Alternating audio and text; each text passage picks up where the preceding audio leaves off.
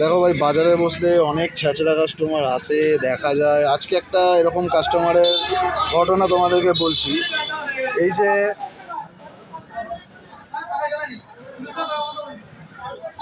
এই যে মাছগুলো দেখছো, এই মাছগুলো একটা কাস্টমার আমাদের কাছ দিয়ে ওজন করিয়ে কাটালো। কাটানোর পর বললো, দাদা টাকা আনতে ভুলে গেছি, বাড়ি যাচ্ছি, এসে নিয়ে যাবো। বললাম ঠিক আছে। প্রায় ঘন্টাখানেক হয়ে গেছে ভাই, এখনও পর্যন্ত ফেরেনি। ঠিক আছে, তো যারা দোকানদারি করো আর এরকম তোমাদের সাথেও হয়েছে, তো কমেন্ট বক্সে অবশ্যই জানাবে।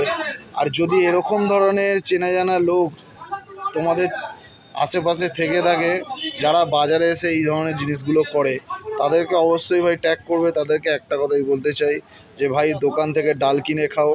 বাজারে এরকম মেন্টালিটি নিয়ে এসে কারোর জিনিস, ব্যবসার জিনিস ফাঁসিয়ে রেখে এরকম